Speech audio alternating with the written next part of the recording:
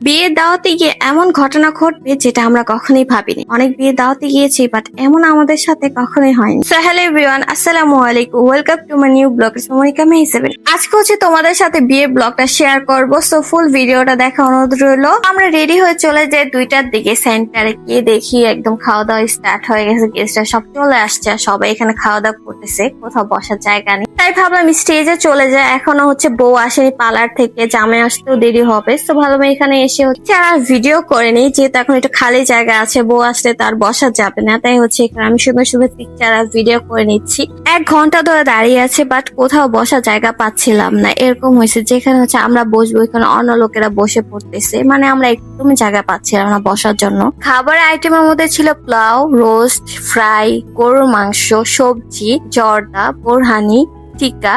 এগুলা ছিল খাবার আইটেমের মধ্যে। আর যেটা হচ্ছে আরেকটার মধ্যে খাবার শেষ হয়ে গেছে। 3টার মধ্যে হচ্ছে সব আইটেম গুলো হচ্ছে প্রায় শেষ। দেন হচ্ছে আবার রান্না করছে। আমরা হচ্ছে খাবারের সময় টিকা পাইনি, অনেকে টিকা পাইনি। তারপর হচ্ছে যে খাবার গুলো সবগুলো হচ্ছে ঠান্ডা ছিল, সেখানে আমরা 3টা বেজে গেছে, এখন আমরা বসার জায়গা পাইনি। আর আমার ছোট ভাইয়ের অনেক ক্ষুধা লাগছে, তো আমরা ঠিক করলাম যে একসাথে সবাই বসতে পারবো না, তাই হচ্ছে আলাদা আলাদা করে বসার ট্রাই করতেছিলাম। এখানে আমার কাকাদের সাথে হচ্ছে আমার ছোট ভাইকে বসিয়ে দিয়ে খাওয়ার জন্য, আর অপর সাইডে হচ্ছে আমার 2 কাজিন কে বসাই। আর আমি আর আম্মু হচ্ছে বসতে পারিনি, কারণ কোথাও খালি ছিল না। তো আমরা দুজনে হচ্ছে দাঁড়িয়েছিলাম, ওয়েট করতেছিলাম। এরকম হচ্ছে যে ফার্স্ট টাইম আমরা একসাথে বসে খেতে পারিনি, সবাই আলাদা আলাদা করে বসতে হয়েছে। ওয়েট করতে করতে প্রায় 3:30 বেজে যায়। তারপর হচ্ছে আমরা খালি জায়গা পাই বসার জন্য। দেন আমি আর আম্মু বসি, সবার খাওয়া দাওয়া শেষ, তখন সবাই ঘোরাঘুরি করতেছে। আমি আর আম্মু হচ্ছে লাস্টে বসেছি খেতে। আমরা যখন খেতে বসি তখন হচ্ছে অলরেডি জামাইও চলে আসে, চলনও চলে আসে। তারপর হচ্ছে আমরা খেতে বসি। তো আম্মু হচ্ছে আমাকে বেড়ে দিতেছে, পোলাও বেড়ে দিতেছে। দেন হচ্ছে একটু সবজি দেবে, আমি আম্মুকে নাও করি যে আমি সবজি খাবো না। তারপর হচ্ছে আম্মু আমাকে সবজি দিয়ে দেয় যে নিয়ে একটু খা, একটু খেয়ে দেখ। আমার সবজি একদমই পছন্দ না। আমার মতো কে কে আছো যারা হচ্ছে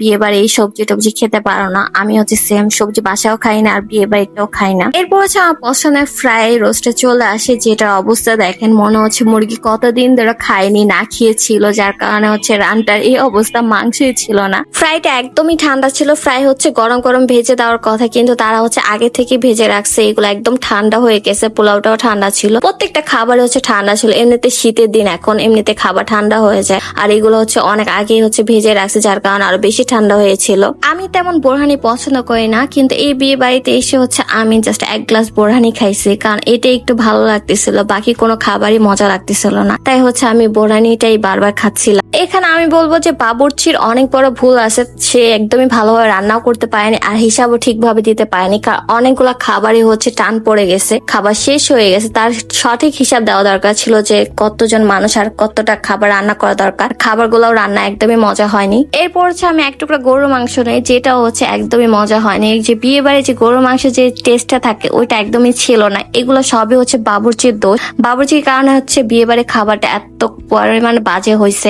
শেষে এই জর্দাটা একদমই আমার মুখটাই নষ্ট করে দিছে। এত বাজে জর্দা আমি জীবনও খাইনি, এত পরিমাণে বাজে ছিল জর্দাটা, একটুও মজা ছিল না। জাস্ট আমি নিয়ে এক মুখে দিয়ে আবার রেখে দিছি। দেন আমি উঠে যে আর কিছুই খেতে পাইনি। এদিকে হচ্ছে জামাই বউ চলে আসছে।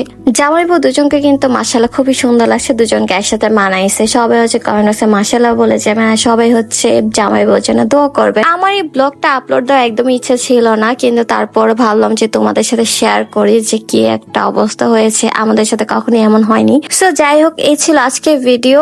আর আজকে আমাকে কেমন লাগছে অবশ্যই হচ্ছে তোমরা কমেন্ট করে জানাবে। হলুদের লুক আর বিয়ের দিনের লুকটা কেমন হয়েছে তোমরা কিন্তু অবশ্যই কমেন্ট করে জানাবে। কোন লুকটা বেশি সুন্দর হয়েছে, আমার হলুদে নাকি বিয়ের দিনে, অবশ্যই কমেন্ট করে জানাবে। আর বেশি সুন্দর লাগলে কিন্তু মাশাআল্লাহ কমেন্ট করে যাবা, সবাই বুঝছো, বেশি বেশি মাশাআল্লাহ বলবা। সো ভিডিও ভালো লাগলে অবশ্যই লাইক কমেন্ট শেয়ার করে দেবে, পেজটাকে ফলো করে দেবে, আর আমার ইউটিউব চ্যানেলটাকে সাবস্ক্রাইব করে দেবে। দেখা হবে নেক্সট ভিডিওতে। সব ভালো থাকবে, সুস্থ থাকবে, আল্লাহ হাফেজ।